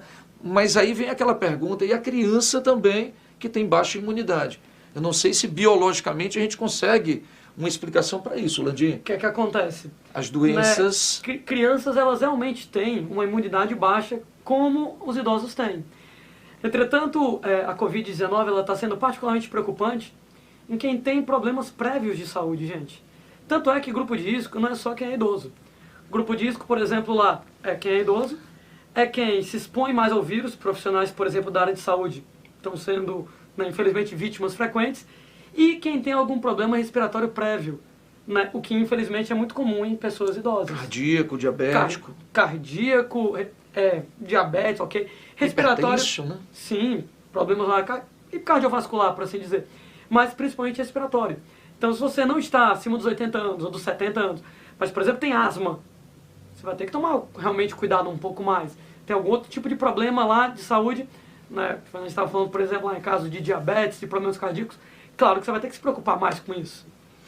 Então, de acordo com o que vocês estão vendo aí do grupo etário, presta atenção uma coisa interessante. Ó. Nós fizemos um levantamento, e aí vamos para a geografia de novo, Landim. Você não foi meu aluno não, você foi meu professor, mas eu vou aqui tomar liberdade, que eu sei que você é um cara que tem uma memória fantástica. Nós temos 3 pirâmides etárias aí, e nosso aluno que vai fazer provas vestibulares, obrigatoriamente, tem que identificar essas 3 pirâmides, bater o olho e gabaritar. Né? A primeira pirâmide, à sua esquerda, ela é uma pirâmide de um país subdesenvolvido. Hoje, tipicamente, um país africano de base muito larga, o que indica muitos jovens. E o ápice muito estreito. que indica que há uma baixa longevidade, uma expectativa de vida muito baixa. Portanto, eu teria, nessa primeira pirâmide, um grupo de risco menor, teoricamente, levando em consideração a faixa etária. Aquilo que você estava dizendo. Pessoas com problemas novas, cardiorrespiratórios, problemas, elas já estão predispostas a um problema. Mas só levando em consideração a questão etária. E você pega uma questão dessa numa prova, observa 3 pirâmides. A pirâmide da esquerda, levando-se em consideração apenas um fator etário, a de menor vulnerabilidade. Seria um país que teria maior estabilidade nessa questão. O do meio são países emergentes, como por exemplo o Brasil, que já tem uma população envelhecida. Nós já temos uma população hoje predominantemente de adultos. E o terceiro caso, que é uma pirâmide alemã. Se você reparar bem, há uma pequena diferença. A terceira pirâmide ela forma uma espécie de seta na ponta. Isso indica uma população idosa, significativamente numerosa. E essa pirâmide da Alemanha ela é muito similar a uma pirâmide da Itália hoje. Landim e amigos, nós temos hoje na Itália e na Alemanha uma população de 21% de pessoas acima dos 65 anos. Isso explica muito a questão da letalidade hoje na Itália ter superado a China. Então, assim, se você pega, por exemplo, a população China e Itália, né, embora a China tenha uma densidade demográfica absurda, se a gente comparar a questão, possivelmente, essa questão sanitária da China e da Itália, a Itália talvez tenha um sistema até mais eficiente, até porque o norte da Itália, a região da Lombardia, é a parte rica, que é a parte rica, a parte industrial, uma parte de alta densidade demográfica, possivelmente eu tenha um sistema sanitário até mais eficiente. A questão é, por que o epicentro agora se desloca para uma Itália da vida? Um dos principais fatores é a análise de uma pirâmide etária da estrutura italiana, que ela tem um ápice da pirâmide com 21,9% aproximadamente de uma população acima dos 65 anos. Se eu comparar, por exemplo, ao Brasil, nós temos 8%. Tá? E o que é interessante a gente dizer, né? Que é uma coisa interessante que a gente sempre chame atenção. Puxa só agora para a imagem. Você tem aqui uma estrutura da China, né? Eu não estou com a vista muito boa, mas Landim tem uma vista espetacular. Mas você tem aqui um índice de base em torno de 17% de jovens, 72% de adultos e um ápice de pirâmide com apenas 10%. Então, grande parte da sociedade chinesa, que foi levada à letalidade, 14, 15% dos 3.200 casos aproximadamente que tem a China, estaria num ápice. Tá? Aí você observa os dados da China. População, uma área de 9,5 milhões de quilômetros quadrados, né? E aí você pode pegar, com esses mapas que a gente passa para vocês, um mapa de anamorfose, né? Na geografia, competência 2, habilidade 6, análise de gráficos e tabelas, você pode pegar um mapa mundi onde a gente possa expressar a grandiosidade de áreas territoriais. Por exemplo, uma população de 1,4 bilhão, e aí tem a densidade demográfica em torno de 145 milhões, né? Aliás, 1.000 habitantes, né? Por quilômetros quadrados.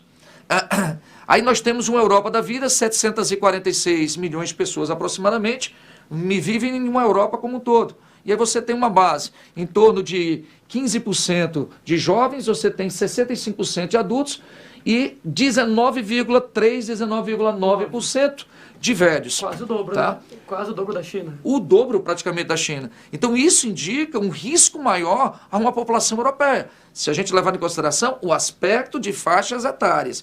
Perfeito? A Europa tem uma população, como eu disse a vocês, de 746 milhões, 747 milhões de pessoas, 10 milhões aproximadamente de área territorial. Uma densidade que beira seus 75 habitantes, mais ou menos, por quilômetro quadrado. E aí vem o caso, tipicamente, hoje, do epicentro. A Itália, se você reparar aqui em cima, no ápice, você tem 21,38% da sociedade italiana consideravelmente velha. Perfeito? Bom, e aí, claro, o Covid e o Brasil. Diante desses fatos que a gente relatou para vocês em termos globais, nós vamos fazer uma análise da nossa pirâmide no Brasil. Analisando o Brasil etariamente, você encontra 22% jovem, 69% né, aproximadamente de adultos, 8% de velhos aproximadamente. Uma população de 210 milhões de pessoas, numa área territorial de 8.515.767,049 milhões de quilômetros quadrados, uma densidade em torno de 24, mais ou menos, habitantes por quilômetro quadrado. Então, se eu tenho 24 habitantes por quilômetro quadrado, você vai me dizer, pô, Fernandes, então, o Brasil tem tudo para dar certo. Um país tropical, de climas muito quentes, ao mesmo tempo de uma densidade demográfica só de 24 habitantes, o que dificulta a proliferação, como o Landim falou, se a gente mantiver uma certa distância e tomar o cuidado, né, de pegar em maçaneta e jogar lá o álcool gel, jogar lá o detergente, enfim, a gente, né, elimina o risco, certo? Na verdade, nem tanto. Vamos lembrar em consideração alguns aspectos de densidade demográfica no Brasil que se tornarão bem preocupantes. Se você pega esse mapa de densidade demográfica, aí é muito fácil você entender uma coisa.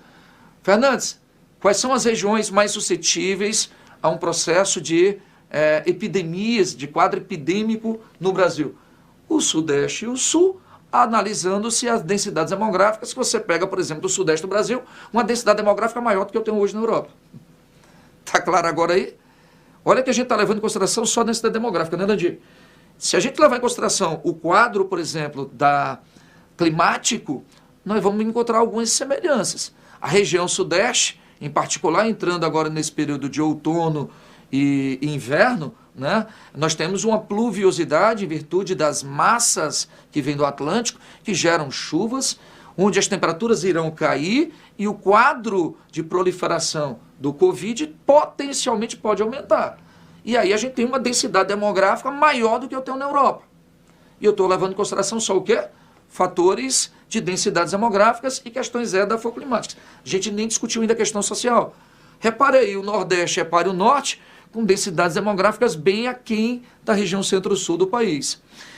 Mas aí vem a questão do aspecto climático que a gente falou. Se você pega o Brasil no extremo norte, Macapá, cidade capital do Amapá, a única capital brasileira cortada pela linha do Equador, 0 grau, você encontra 7% do Brasil no hemisfério norte, 93% no hemisfério sul. Isso quer dizer o seguinte, essa parte que está de azul no mapa de vocês, ela vai ter o comportamento que tem hoje, por exemplo, na Europa.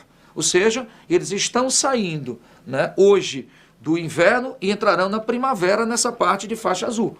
Eu sei que para a gente aqui no Brasil pouco isso vai importar, porque o ponto mais distante que eu tenho ao norte do Brasil está 5 graus e 16 minutos, latitude norte, que é o Monte Caburaí, no Monte Roraima, certo? Ou seja, tão próximo da linha do Equador que pouco se sente essas diferenças, né, térmico, né, no Brasil. E a parte sul, você tem aí o Trópico de Capricórnio, 23 graus e 27 minutos, latitude sul, né? É o trópico que corta a cidade de São Paulo, capital brasileira, a única capital brasileira cortada pelo Trópico de Capricórnio. Nesse momento, o que começa a acontecer? Eu queria que você imaginasse, você que está aí no ensino fundamental e no ensino médio, para a gente pensar em provas vestibulares, vamos pensar o seguinte: imagina que o solzinho hoje esteja caminhando sobre a linha do Equador. Então, a perpendicularidade dos raios solares estão sobre o Equador, alta e intensa insolação nesse período, nessas regiões próximas a essa faixa. Isso explica, por exemplo, de nossos amigos, agora internautas, por que aqui em Fortaleza, nesse momento, a gente está tendo umas chuvinhas nesse período, que a gente atribui muito a São José. Na verdade, é a aproximação da incidência solar, onde a perpendicularidade estava no trópico aqui em cima, de Câncer, ele começa a descer, chegando ao Equador, superaquece as águas do oceano próximas à linha do Equador e, consequentemente, maior taxa de evaporação. E aí o anticiclone dos Açores é acionado, soprando através de uma diferença de pressão, chamados ventos alísios, através do deslocamento da nossa zecite no sentido meridional. Então, os ventos, imagina aqui na minha frente aqui o oceano, mais a evaporação aqui, eu ligo o ventilador aqui na minha câmera e traz toda essa umidade para cima do nosso estado, que está a 2 graus e 46 minutos, 752, latitude sul, próximo demais ali no Equador. Então a gente sofre demais a influência da zecite e por isso essas chuvas nesse momento. Então isso tem a ver com a nossa posição geográfica. Então o Brasil ele é 92% tropical. Mas o que vai chamar a atenção, voltemos ao mapa, é essa área de vermelho.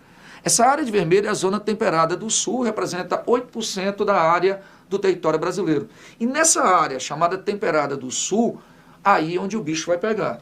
É onde eu tenho grande densidade demográfica e é onde a gente está saindo da estação de verão e entrando no nosso outono. No momento em que a gente está tendo o pico né, a subida, digamos assim, do gráfico do Covid-19 nesse momento. Então, nessa região centro-sul do país, é onde governadores e prefeitos devem estar cada vez mais atentos se eles se tocarem dessas questões da densidade demográfica e da questão térmica, é algo bem mais preocupante do que nas outras demais regiões. Bom, e aí, Landim, aí você é quem vai falar um pouco para a gente sobre esse pequeno gráficozinho para a gente aqui. Pois é, né, moçada? Por que isolamento social, né? A moçada está falando em achatar a curva e etc e tal. Né? As duas curvas mostradas, por favor, colocar o gráfico para a gente de novo, muito obrigado. As duas curvas colocadas aí, gente, a curva em cor de rosa, seria exatamente o que ele coloca com a transmissão, do que seria lá a transmissão do Covid-19, do coronavírus. Se você não tomar as medidas de isolamento social, as pessoas mantiverem a interação lá normalmente, fazem as atividades normais, e a grande preocupação é, será que a doença ela é tão grave assim? Gente, ela é uma gripe, né? Ela tem a mesma gravidade da gripe. Gripe é uma das doenças que mais mata no mundo. Pô, Landim, gripe? Gripe. Você tem que imaginar que o mundo tem muitas pessoas, infelizmente, lá, né, que não tem lá condições de saúde legais. Tem muitas pessoas mais velhas no mundo. E uma coisa, por exemplo, uma pessoa de 10 anos de idade, um cara de 20 anos de idade pega gripe. A resistência dele provavelmente não vai deixar ter efeitos maiores. Mas uma pessoa de 60, 70 anos de idade, mais que tiver gripe, é uma das principais causas de óbito no planeta. Qualquer uma das gripes, nesse caso lá. E aí, o problema é que, com alto grau de transmissibilidade do coronavírus, se você vai lá e tem um grande número de casos de uma vez, vai ter, moçada, mesmo a maior parte dos casos sendo leve, a maior parte dos casos sendo pessoas que vão ficar em casa, que não vão precisar de um tratamento especial para isso, ainda vai ter aquele pequeno número de casos graves, onde o cara vai ter que ser hospitalizado. E o problema é que se você tiver muitas pessoas doentes de uma vez, não vai ter vaga para todo mundo no sistema de saúde. Pedir para voltar para o gráfico mais uma vez, você tem gente que alinha lá amarelada, exatamente lá a capacidade do sistema de saúde. Notem bem que sem medidas de isolamento social, né, o gráfico em cor de rosa, eu vou ter muitas pessoas doentes de uma vez, o que quer dizer que aquelas pessoas com casos graves, né, em grande quantidade, não vai ter, por exemplo, leito na UTI. Pega, por exemplo, lá, um cara que está lá com coronavírus, né, que ele vai ter insuficiência respiratória, que às vezes tem que ser colocado na UTI com respirador artificial, uma máquina que vai respirar por ele, talvez não tenha respirador para todo mundo. O problema é que a moçada está passando lá na Itália, de alguns relatos que se coloca que em determinados hospitais não tem como colocar todo mundo num leito, colocar no respirador, que não tem respirador para todo mundo.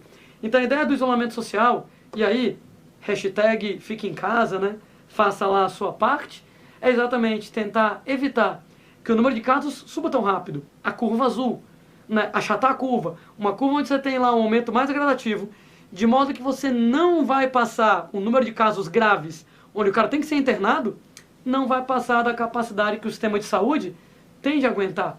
Então, o grande objetivo desse momento, isolamento social, alguns países estão até utilizando estratégias diferentes, né?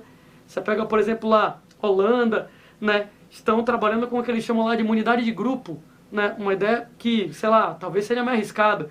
Isolar só as pessoas de idade, deixar o resto das pessoas circularem normalmente, para dessa maneira, várias pessoas vão pegar a doença, várias pessoas vão ficar imunes, e com isso, chega uma hora que vai ter tantas pessoas imunes na população, que você não tem mais a transmissão do vírus dentro da população. Agora, por que é arriscado?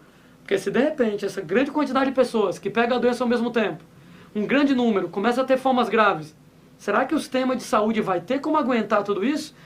Aqui no Brasil eu posso dizer que não tem como aguentar. Então a estratégia dessas como os holandeses estão fazendo, de imunidade de grupo, deixa o vírus circular, né? Deixa de repente lá, quem tiver que ficar doente fica, isola só as pessoas que são grupo de risco, para poder exatamente ter um grande número de pessoas imunes para evitar a circulação. O problema é, o grande número de doentes não teria como o sistema da gente aguentar. Até porque, segundo dados, em 2017, nosso sistema de saúde, nós temos 1,7 leito para cada 1.000 habitantes. Então, seria um colapso a gente ter um pico ao mesmo tempo desse surto, né, do Covid no Brasil. Quanto à questão da Holanda, Landim, bom você tocar nesse assunto. Holanda é um estado que é soberano, Holanda é um estado soberano, então ela pode tomar suas decisões dentro dos seus limites e fronteiras. Mas a Holanda ela não pode, por exemplo, né, colocar em risco uma comunidade que nós temos hoje dentro do chamado espaço Schengen. É interessante, nesse momento, a gente discutir as questões de nacionalidade e supranacionalidades. Por quê? Porque aí é onde entra uma segunda discussão para a gente, né? É exatamente a questão sobre fechamento de fronteiras, a questão da quarentena. A Itália, a França, a Espanha, absurdamente, ontem deu um pico, né, de difusão, de surto, né, dessa Covid. É interessante a gente colocar o seguinte: você falou da decisão da Holanda, o Macron na França toma a decisão dele, a Angela Merkel vai tomar a decisão dela. Mas existe uma decisão hoje que é feita pela Europa, pelo bloco econômico da União Europeia. Dentro desse aspecto, nós temos o que eu vou chamar aí do espaço europeu. O espaço de circulação europeu é o chamado espaço Schengen. O espaço Schengen, ele engloba toda a União Europeia. A exceção, bom, quer dizer, não é mais exceção, porque nem mais está lá, seria essa região do Reino Unido, que nunca fez parte desse espaço de circulação, e a Irlanda. Quer dizer, eu tinha 28 países na União Europeia. Em janeiro nós tivemos a saída do Reino Unido, então são 27 países que estão dentro da União Europeia. Desses 27 países, a Irlanda nunca participou. Apenas então eu teria 26 países, mais ou menos. Romênia, Bulgária, Croácia estão em processo de adesão, certo? Ao processo. E países como, por exemplo, Noruega, Islândia, Suíça, Liechtenstein, eles participam do processo de circulação do espaço Schengen, embora não sejam atuantes na União Europeia. Então nós temos aí um espaço europeu em que foram fechadas todas as fronteiras entre os países para evitar exatamente que se alastre a doença. É importante a gente dizer isso porque na Holanda o governo ele tem soberania. Dentro do meu país mando eu. Só que a circulação pelas fronteiras ela está nesse momento sendo embarreirada por um organismo supranacional. É a ideia do que a gente discute muito aqui do globalismo. Não confundir globalismo com globalização, são dois conceitos distintos. Globalismo é um aspecto político e a globalização é um aspecto economicista, certo? A circulação de mercadorias e serviços, perfeito? E na América do Sul, ontem, né, nós vimos aqui no Brasil a declaração do excelentíssimo senhor presidente Jair Bolsonaro, em que também vai ser feito o fechamento de fronteiras no Brasil. O Brasil ordenou o fechamento de fronteiras com praticamente todos os países na América do Sul com quem o Brasil tem fronteira. Evidentemente que nesse caso a gente vai excetuar, né, o caso do Equador, Lenín Moreno. Porque a gente não tem fronteira com o Equador. Nós não temos essa fronteira com o Equador. E nem com o Chile. Rapaz, tu estudou mesmo, viu, gente? Então, Sebastião Pinheira e Lenín Moreno, eles não precisavam do Brasil nem fechar a fronteira, porque não fazem fronteira com o Brasil, certo? Mas todos os outros países, o Brasil fechará suas fronteiras. É interessante a gente dizer que nós temos mais de 23 mil quilômetros de linha de fronteira. Predominantemente, nós temos uma fronteira terrestre estupenda, com mais de 15 mil quilômetros de fronteira terrestre, 7 mil aproximadamente de fronteira marítima. Então temos 23 mil quilômetros de fronteiras no Brasil.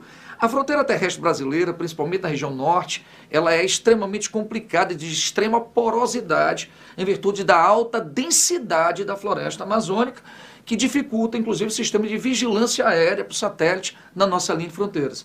Então, é uma fronteira altamente porosa, onde a gente precisa ter uma vigilância até mais criteriosa. Não à toa, Venezuela foi o primeiro estado com quem o Brasil oficialmente fechou fronteiras, e a partir de ontem, fechamos fronteiras com todos os demais países. Deixar claro para vocês que estão anotando, os países que estão de vermelhinho em destaque são os países de esquerda na América Latina, governos 2020. Os que estão aí, bonitinhos de azul, são os países que nós temos da nossa direita, né, e alguns de centro, né? Esses que vocês encontram verde seriam mais centro, perfeito? Bom, diante disso o Brasil fecha suas fronteiras, né? O Uruguai a gente ainda tem um acordo de fronteiras terrestres, caminhões, enfim, que são negociações. Bom, e aí vem a questão do impacto econômico. Eu queria só aproveitar de novo para dizer a você o seguinte. Então, fazendo um comentário que eu acho bem interessante, o Landim, é que o Covid, o pessoal diz assim, o Covid chegou e não escolhe classe social. Na verdade, ele escolhe classe social. Tá? É uma coisa interessante. Né? Evidentemente que o vírus não vai saber quem tem dinheiro e quem não tem dinheiro. Mas quem tem dinheiro tem o melhor sistema de prevenção. Quem tem dinheiro tem acesso à alimentação. Você vê, e aí é um problema seríssimo no Brasil, né? Nós temos hoje, segundo o Instituto Brasileiro de Geografia e Estatística 2010, 6.329 favelas instaladas no Brasil. Nós temos 11 milhões de brasileiros em média que vivem em áreas de favela. Nós temos 8,7% da população que é analfabeta. Então, as informações, com certeza, estão completamente deturpadas dentro dessa realidade. Uma outra questão problemática, o índice de pobreza no Brasil. É aí que entra a grande questão, Landim. E aí, por isso que eu digo que o Covid, ele escolhe, sim, uma classe social.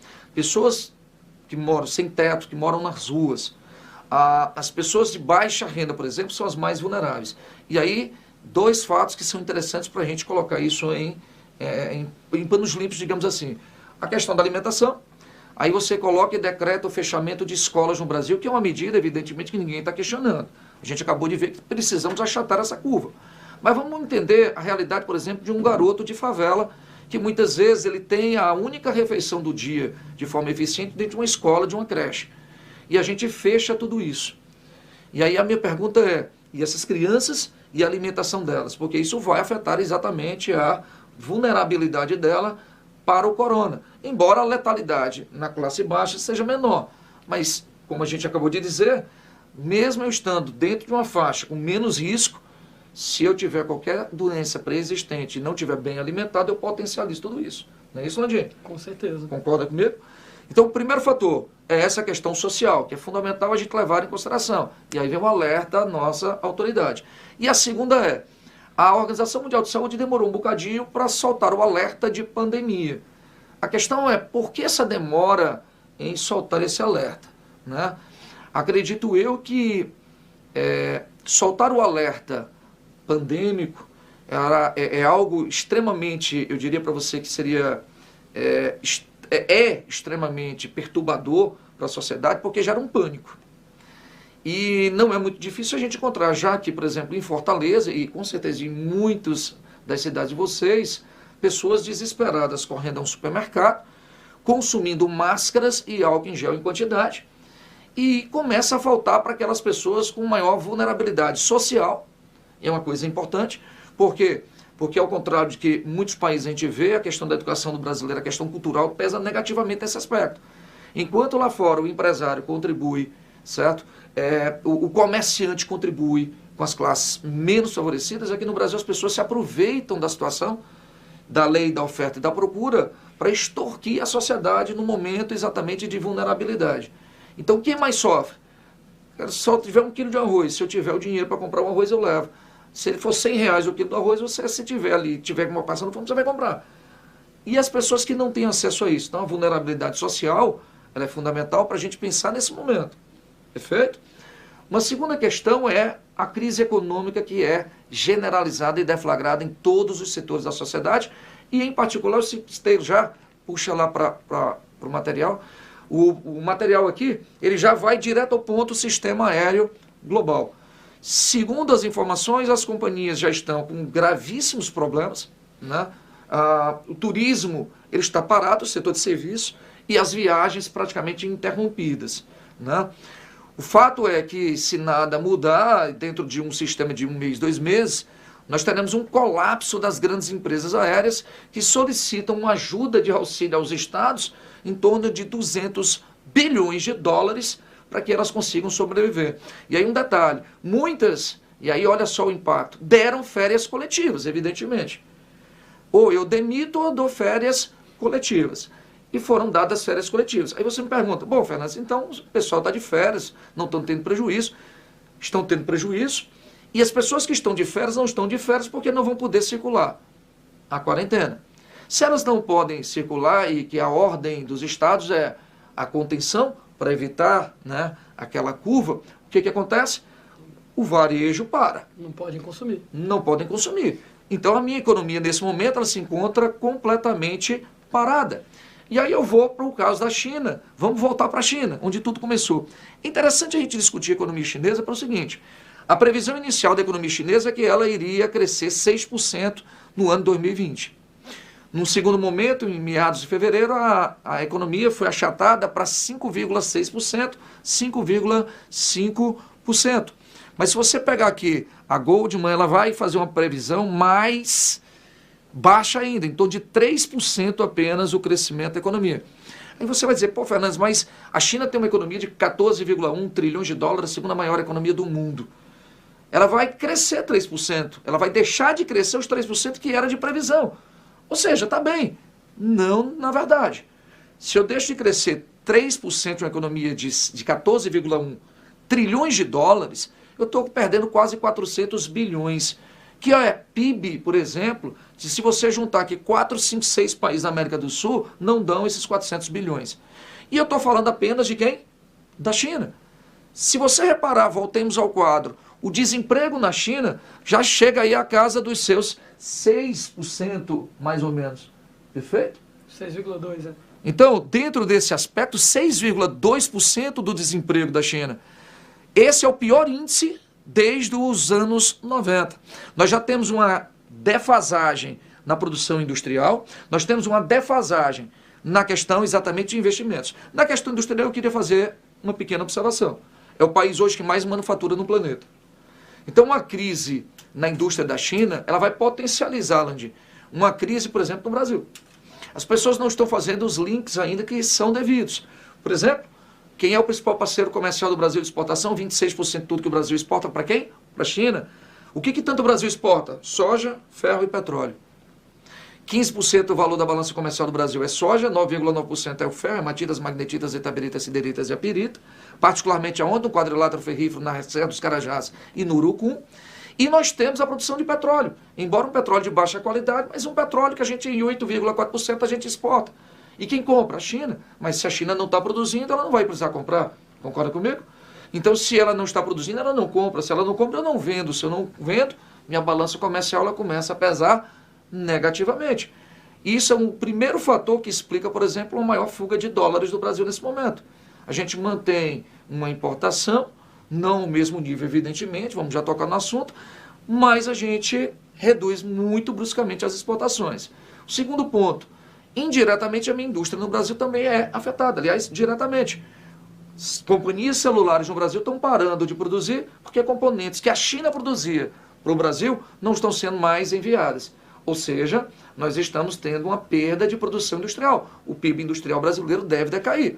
E agora o Brasil entra também na quarentena. Resultado disso, nós temos aqui uma redução no varejo, uma redução do serviço. Então, na redução na produção, o PIB tende a cair naturalmente. Ou seja, o PIB de 1,1% conseguido no ano anterior, possivelmente ele não atinja nem sequer esse índice nesse momento. Perfeito? Bom, e aí nós temos vários setores em crise, né? E aí a gente vê algumas ações, por exemplo, do governo norte-americano, que é a tentativa de reduzir, por exemplo, a taxa de juros interna, uma política fiscal interessante, aliás, desculpa, uma política monetária interessante, reduzir a taxa de juros interna para estimular exatamente as empresas a pegarem dinheiro emprestado para se sustentarem. Ao mesmo tempo, estimular o consumo, embora a gente tenha a quarentena. Por isso que a gente disse que essa medida de se reduzir taxa Selic no Brasil, está hoje em 4,25, reduzir pelo Federal Bank americano a taxa de juros básica dele, não é uma medida tão eficiente monetariamente. E em termos fiscais, a redução, por exemplo, né, da arrecadação do Estado, através exatamente do adiamento de dívidas, né, de uma política fiscal de arrecadação de multas e, enfim, de taxas, isso vai reduzir a arrecadação do Estado. Ao mesmo tempo, o aumento do gasto com o Covid. O Covid ele vai aumentar o gasto do Estado. Resultado disso, a política de responsabilidade fiscal desses estados estarão todas elas comprometidas por conta do Covid. É necessário, e aí a gente já está vendo muitos estados pedindo exatamente autorização aos seus respectivos congressos, senados, autorização para o descumprimento exatamente dessas metas fiscais que são estabelecidas. Perfeito? Bom, em termos gerais, pessoal, era essa a ideia que eu tinha para passar para vocês acerca de questões sociais, demográficas, as questões geopolíticas, acerca do Covid. Landim, mais alguma coisa a acrescentar? Gente, eu acho que a aula foi muito bacana, muito rica, né? Acredito eu que tenha sido bastante útil, né? Como eu estava falando, para os vestibulares e para a vida, né? Um prazer, né? Uma honra poder estar aqui compartilhando esse espaço com vocês, tendo esse espaço para poder difundir informação, que é extremamente importante nessa hora, né? E acredito eu que tenha sido mais ou menos isso mesmo, Fernando. Você ainda quer completar alguma coisa? Não, eu queria só dizer para você o seguinte, foca no estudo, pessoal.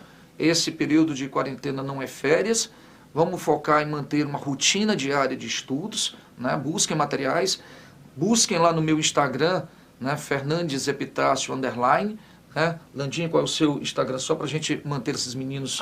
@Prof. Landim, né? A gente tem lá, sempre divulgando material, alguma coisa do gênero. Pois é, mantendo vocês atualizados para que vocês não percam esse ritmo que é tão importante para quando a gente voltar dessa quarentena, a gente conseguir, né, dar uma sequência, um ritmo bacana que a gente já vinha. Tranquilo? Bora lá, meu mestre. Vamos lá. Meus amigos, que aula incrível, hein? Muito obrigado pela presença de vocês. Cumprimento é assim, né? É assim agora. Ó, brigadão. Galera, é incrível mesmo. Passou um alquinho, ó.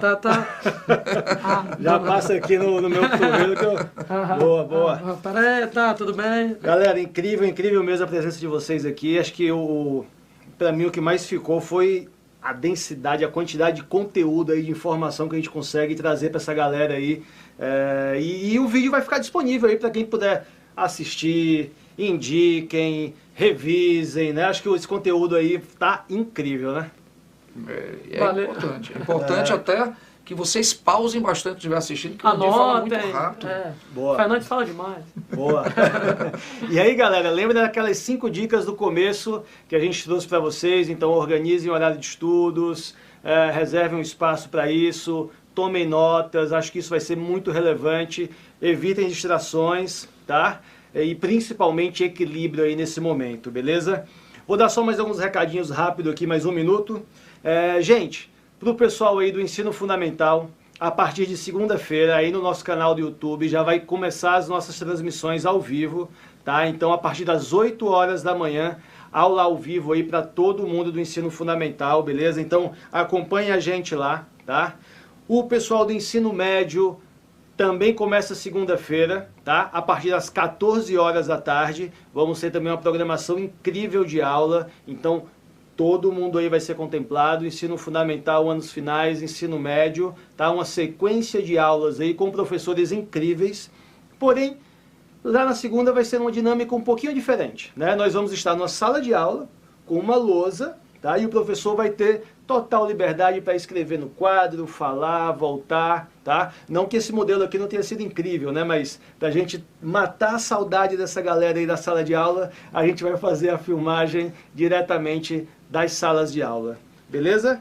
E, gente, queria lembrar que juntos somos mais fortes, então vamos nessa, combater o corona e com certeza dias melhores irão pra frente. Grande abraço, muito obrigado aí pela audiência de vocês. Acho que foi incrível o dia de hoje. Valeu, galera.